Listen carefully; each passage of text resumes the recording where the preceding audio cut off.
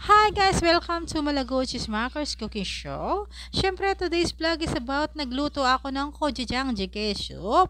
Ayan, ito ay ang Korean soup na traditional. Ang ating main ingredients, siyempre ang tofu. Any kind of tofu guys, pwede. Ang chili paste nila na napakasarap guys. Ayan. Ang soybean paste. Kailangan din natin ng soybean paste pampalasa.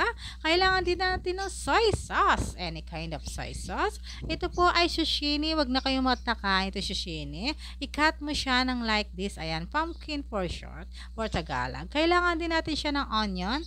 Any kind of onion, basta i-cut lang siya ng pack cubes din, guys. Ayan.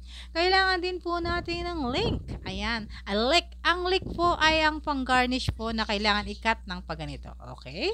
Ayan po ang ating pinaka-main ingredient. Ito po ay ang pork. Ayan, pork po. Kailangan po natin hiwain ng maliliit para po madali po siyang maluto. Ayan. Kailangan din po pala natin ng green chili and red chili for the hot. Ayan, gandang pagkahiwa. And then we need also minced garlic or ang dinikdik na bawang. Ayan, kailangan din po natin ng potato. Hindi ko na picture niyang buo. O, yan.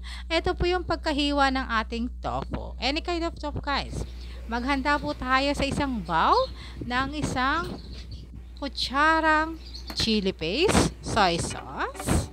Ayan, hihalo natin. Kailangan ng sesame oil pampaaroma, guys. So, konti na lang sesame oil kaya tinaktak ko na ng tinaktak. Ayan, haluin natin siya ng haluin, guys, hanggang siya ay ma-blend ng ma-blend. Kailangan natin halo. Ayan, tingnan nyo, thickness and the thickness. Yan. Pinaghalo-halo natin siya, guys. Nilagyan din natin lahat ng ingredients. Siyempre, kailangan ng soybean, yung chili paste, nilagay natin dyan. So, ayan ang itsura. Yan. I-set aside natin para sa ating soy sauce. Sa isang malinis na pot, guys, ayan, buksan ang ating kalan, siyempre. Ilagay po natin ang mga pork na hiniwa. Sangkutsa siya or ang saute. Saute na lang. Napakahirap ng Tagalog. Ayan. So, sa oras na yan ay nagsasangkutsa na ako. Sangkutsa. Ayan. Sinasangkutsa na po natin ang ating pork. So, ayan. Hintayin lang natin magmantika siya. Maglalabas siya ng sarili niya mantika. Ayan, guys. After a long years, ayan. Nagmantika na siya, guys. Siyempre, kailangan natin siyang halo-halohin para hindi siya magdidikit sa ating pot at hindi mahirap linisin ang ating mga kaldero. Pag inuling kasi, napakahirap linisin. Ramdam na ramdam ko yan kasi ako ay naglilinis ng kalderong mga ganyan. Kaya ingat-ingat po tayo, guys, sa ating paggamit ng mga kaldero. Make sure na hindi po siya matututong. Ayan, or dulok-dulok. Burn it, guys. Wag mong i-burn, guys. Mahirap yan, guys. Ayan, ganito po ang itsura ng sinangkutsa. After that, lalagyan na po natin ng level lang po ang tubig. Ang ginawa ko po dito, ayan, tubig ay kalahati lang po ang tubig. And then, stir nyo po siya. Stir ng stir, guys.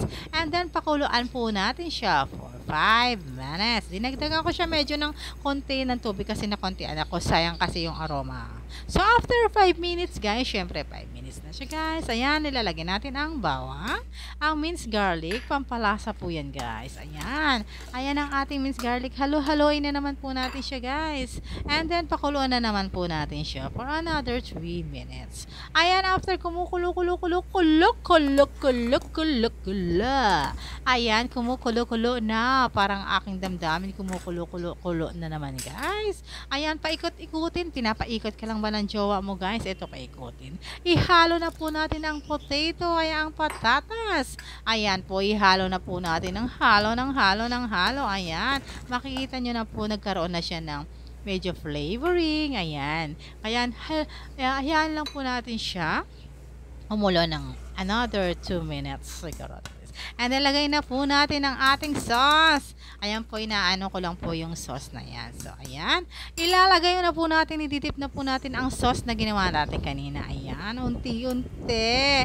Slow motion para mas manamnam naman. Actually, guys, nahirapan lang po talaga ako sa aking camera. So, i-dinown ko muna siya. Ayan, ninayos ko na yan. Hindi ko na pinakita sa camera kasi ako lang po ang tanging cameraman. Ayan, nilagay ko na rin po ang ating onion onion chop. Ayan, kailangan po natin ilagay ang ating onion chop after the soy sauce. Onion chop, ayan, halo-haloin. Grabe po talaga ang paghahalo. Halo-haloin mo yan po. And then, pakuluan na naman po natin siya. After kumukulo, lagay na po natin ang zucchini or ang pumpkin. Ang pumpkin, Japanese pumpkin yata to. Guys, masarap tong pumpkin na to, guys. Pwede rin siyang iprito. Pwede rin siyang steam. Pwede rin siyang ilagay sa mga salad. Kaso, pricey lang po talaga siya. Ayan, ihahalo na rin po natin ang ating tofu.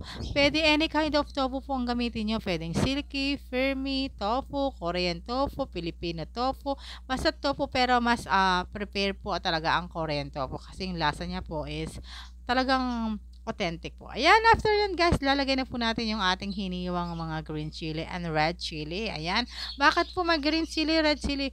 Pampa-hot. Dagdag hot sa ating kakainin. Kaya dapat hot siya. Ayan, hintayin po natin silang pakuluin. So, takpan po natin siya guys para kumulo siya. Ang pagtatakip po natin guys, ayan, takpan natin ang buo. Meron naman po siyang singawan, ayan. May 3 butas siya para singawan. Hindi po, yan. Hindi aapaw yan. So, napakagaling, no? After that guys, ayan, kumukulo na. Jaran. Ayan, kumukulo na. Ayan, napakagandang tingnan guys. Pagmasdan guys, kumukulo ang lahat ng mga ingredients. After that guys, siyempre lagay na natin ang leek sa ating pang-garnish. Ang sabi ko nga sa inyo, di ba? Iga-garnish nyo yan guys. Guys, lahat po na mga nilagay natin dyan is all ingredients are healthy. Healthy food. Pwede po to sa mga nagda-diet. Kasi po alam nyo po, pagkain nyo ng isang mangkok ng soup na to guys, without rice, sigurado pong busog na kayo at hindi kayo magigilty kasi ang kinain nyo ay puro vegetable soup. Napakasarap din niya kasi yung lasa niya, yung anghang niya, yung pagka-hot niya ay tamang-tama lang, may manamis-namis. Kasi yung chili paste po ay may pagka-matamis po talaga yun. So, ayan guys, hintayin lang natin siya. Ayan, para maniwala kayo na ako ay nagluluto. Ayan, pinicturean ko, binidyohan ko pala yung aking sarili guys. Ayan, nakikita nyo naman. Ako talaga ang nagluluto guys, hindi ako nagbibiro. Ako ay nagluluto ng mga Korean food guys. Ayan, eto na ang ating talagang gochujang jjigae soup or ang tinatawag na stew soup.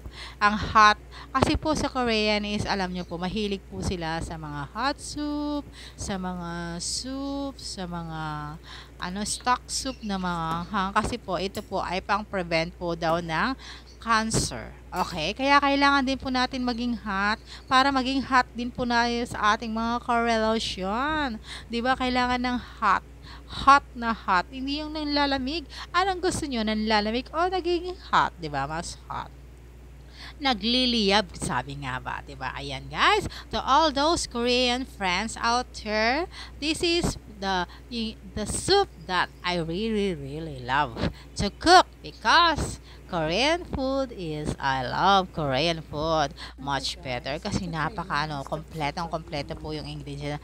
Nakita nyo naman po guys, hindi ako gumamit ng mga fermented, hindi tayo gumamit ng mga kung ano blah blah blah, umami, whatever, it's natural. So, pag nilasahan mo yan, ayan, kompleto siya. Meron siyang zucchini, may vegetable, may tofu, may pork na konti. Diba nakita nyo naman guys? So, how healthy is this to our body.